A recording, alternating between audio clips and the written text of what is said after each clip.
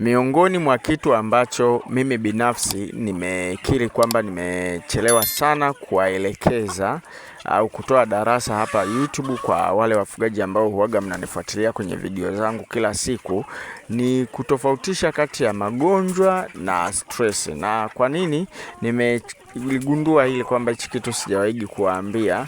Kuna mfugaji hapa YouTube huwaga ananifuatilia sana, na yeye yupo Dar es Salaam. Aliagiza kuku kutoka Singida.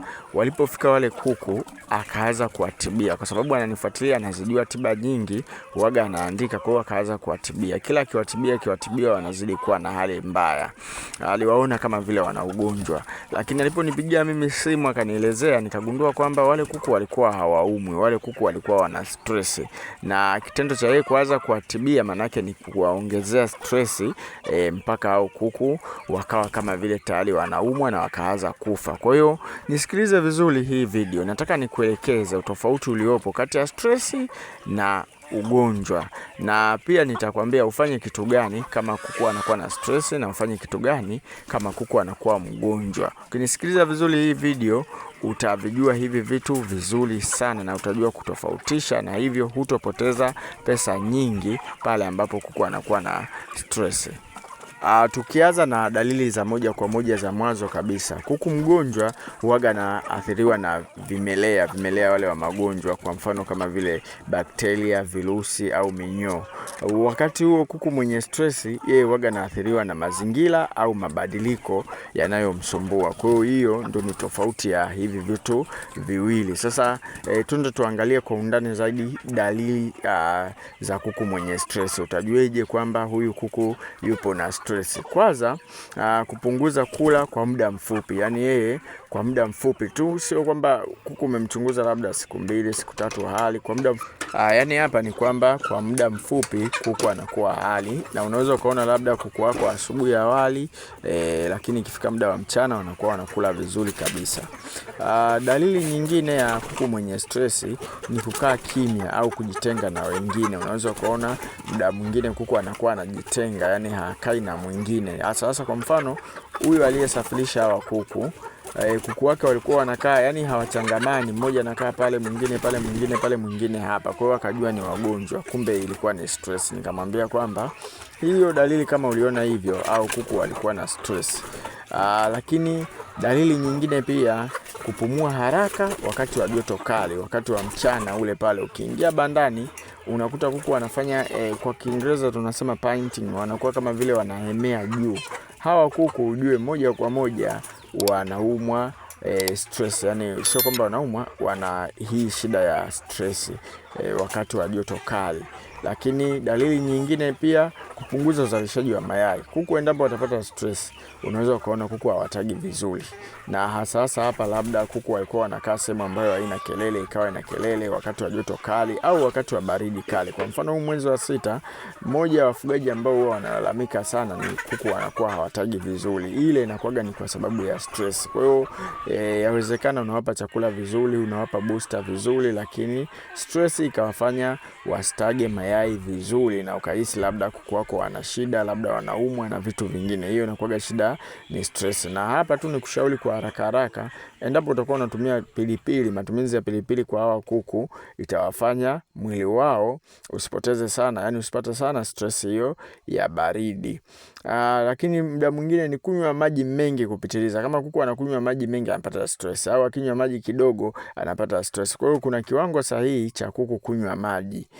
Na kabla sijaenda kukuambia namna ambavyo unaweza ukatibia au ukadili na kuku ambaye anakuwa na stress, kwanza kabisa ni kupe sababu ambazo zinapelekea stress. Manake moja ya matibabu makubwa ambayo unaweza ukamfanyia kuku wako ambaye anakuwa na hii hali ya msongo, kwa Kiingereza ndio tunasema stress, ni kuondoa kile chanzo ambacho kimesababisha. Kwa mfano, sababu mojawapo inayopelekea hivi ni joto kali au baridi kali. Kukiwa kuna joto kali, kuku anapata stress. Kukiwa kuna baridi kali, kuku anapata stress. Jambo jingine ni msongamano mkubwa wa banda, yani wakiwa bandani kuku ni wengi, inapelekea kuku anapata stress. Sababu nyingine ni kuhamishwa sehemu mpya, yani kuhama kutoka eneo moja kwenda eneo jingine. Kwa mfano, hawa kuku wetu walivyohama kwa huyu mfugaji ambaye alinipigia simu kutoka Singida kwenda Dar es Salaam, kilikuwa ni chanzo tosha cha kuwafanya wawe na stress. Kitu kingine ni kwamba ukosefu wa maji au chakula. Wakikosa maji au chakula inasababisha kuku anakuwa na stress. Na kitu kingine ni sauti kubwa au wanyama wanaotisha. Kwa mfano, labda banda la kuku unaweza ukaona njiwa wameingia, au kuna mwewe anapita, au labda unaweza ukaona kuna mbwa ambaye anaenda na bweka kwenye hilo banda. Kwa hivi ni vitu ambavyo vinasababisha stress, na kama nilivyokuambia kwamba tiba mojawapo muhimu ni kuondoa kile chanzo cha stress. Kama kuna joto kali, inatakiwa uwape vitu ambavyo vitawafanya miili yao isisikie joto kali. Kama kuna baridi kali, inatakiwa uwape vichochezi ambavyo vitawafanya wasikie joto. Ndio maana hapa nilitaja issue ya pilipili. Nitarudi hapa kukwambia dalili za kuku mgonjwa, lakini kabla ya hiyo ni kwambie tu sisi KingoFarm tunatoa elimu ya ufugaji, na kujiunga na kundi letu la WhatsApp ada yake ni shilingi 8,000 kwa muda wa miezi miwili. Lakini pia tuna vitabu ambavyo vinaelezea namna mbalimbali ambazo unaweza kupunguza gharama za chakula, jinsi ya kuwatibia kuku, jinsi ya kuwapa booster za asili kuku wako, chanjo za asili. Vitabu hivi, kitabu kimoja gharama yake ni shilingi 10,000 na ni soft copy, tunakutumia kwa njia ya WhatsApp. Pia kama unahitaji incubator, sisi KingoFarm tunatengeneza incubator kwa gharama nafuu zaidi. Incubator ambayo ya mayai kidogo ni 60, mayai 60. Hii incubator inauzwa 3,500, kwa hiyo unaweza ukaona. Na tuje upande wa pili wa dalili za kuku mgonjwa. Kuku mgonjwa huwa anakosa hamu ya kula kwa muda mrefu. Umeona utofauti? Mwenye stress kwa muda mfupi, yani anaweza asubuhi asiwe anakula ila mchana anakula, lakini huyu kwa muda mrefu, yani ukimwona asubuhi amekaa labda amesezea sehemu, mchana utamwona hivi hivi, jioni utamwona hivi hivi, huyo kuku ni mgonjwa. Na muda mwingine ukiingiaga bandani unaweza kuona kuku karibia wote kama vile wapo wanasezea hivi. Muda mwingine inakuwa ni stress tu, na ukienda wakati wa mchana unakuta kuku wapo vizuri. Sasa asubuhi inakuwa stress ya baridi. Kitu kingine, kuonekana mnyonge sana. Yani kuku anakuwa mnyonge kupitiliza kuliko kawaida, basi ujue huyo ni mgonjwa. Kuharisha. Mara nyingi sana waga tunaangaliaga magonjwa kupitia kinyesi cha kuku. Utakuta wanahara kinyesi cha kijani, cheupe, damu, au inategemeana na ugonjwa ambao wanaumwa. Lakini ni kutahadharisha tu, kuku pia mwenye stress waga anahara kinyesi cha njano. Yani utamkuta na kinyesi cha njano kama vile ana typhoid. Unaweza ukachanganya ukasema na typhoid, kumbe ni stress.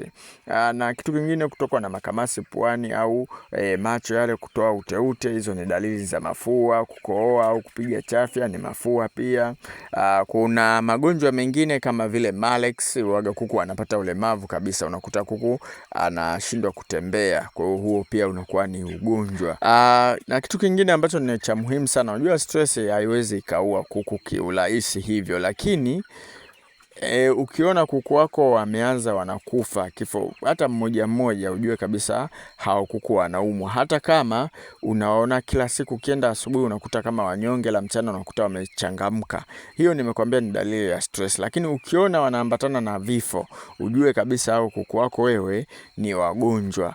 Kwa hiyo kwa haraka ni kufundisha, yani kwa kifupi tu, namna ambavyo unaweza kutofautisha kati ya stress na ugonjwa. Stress nasema ni msongo wa mawazo, ndio stress.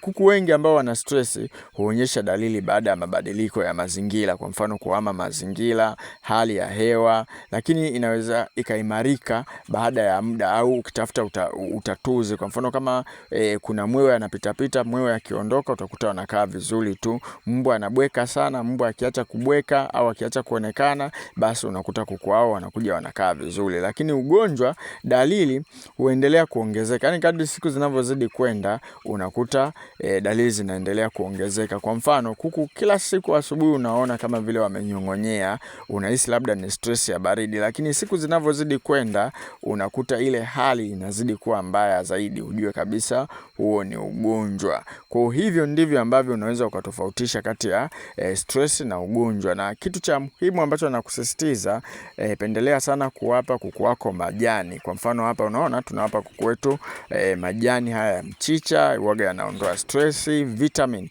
Kuku wapewe vitamin muda wote. Kuna wafugaji wengi ambao pia huwaga wananiuliza, jamani, kuku wanapewa vitamini kwa muda gani? Kuku wanapewa vitamini maisha yake yote. Vitamini ndio ni kitu muhimu sana ambacho huwaga kinapunguza stress kwa kuku. Kwa hiyo kama huwapi kuku wako vitamini, basi tegemea sana kuku wako kuathiriwa na stress zisizopungua. Vifaranga pia, ukisafirisha vifaranga, kwa mfano umeagiza vifaranga, unapoviingiza bandani huwaga vinapataga stress. Kwa hiyo vitamini ndio ni kimbilio pekee la kuwafanya wale vifaranga waepukane na hiyo shida ya stress. Asanteni na kwaherini. Kama unataka huduma yoyote kwetu sisi KingoFarm, namba yetu ya simu hiyo.